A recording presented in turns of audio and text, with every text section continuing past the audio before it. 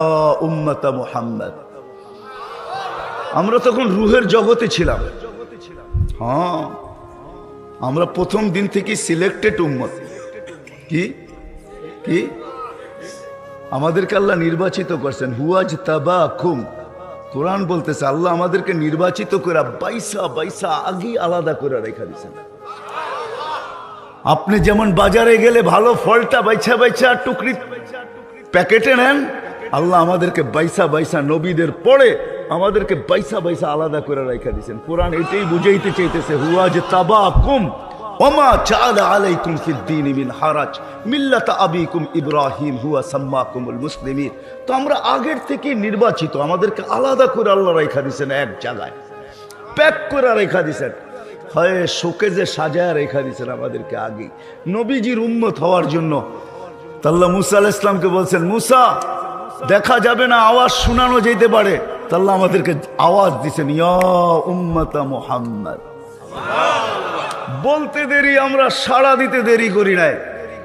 সাড়াও ছিল এমন শব্দ, তো আমরা চিৎকার দিয়ে উঠছি সবাই, আমাদের বাচ্চা বাচ্চা নারী পুরুষ নির্বিশেষে সবাই লব্বাইক ওয়া সাদাইক, আল্লাহ লব্বাইক আল্লাহুম্মা লব্বাইক লব্বাইক ওয়া সাদাইক।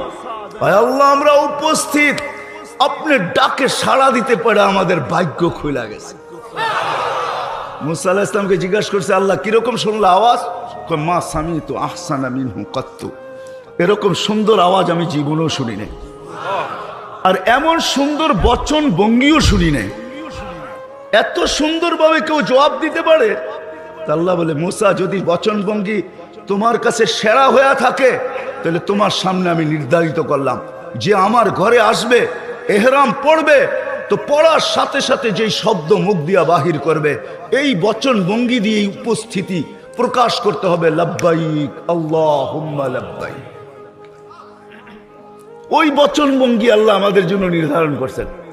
তো মুসা আলাইহিস সালাম তো আমাদেরকে শুধু আওয়াজ শুনছেন। দানিয়েল আলাইহিস সালাম দোয়া করছেন, আল্লাহ উম্মত তো হওয়া যাবে না, কিন্তু আমার মৃত্যুর পরে যেন আমাকে সুরক্ষিত রাখা হয়। উম্মতে মুহাম্মদী হাজার লক্ষ বৎসর পরে আসুক না কেন, আমাকে যেন সুরক্ষিত রাখা হয়।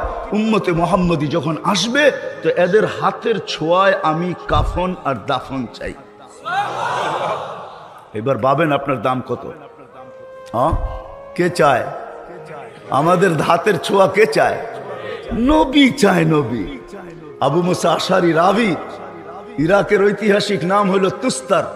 আল্লাহ রসুল বলছে, সাতুফতাহ তুস্তার সাতাজিদুনা ফি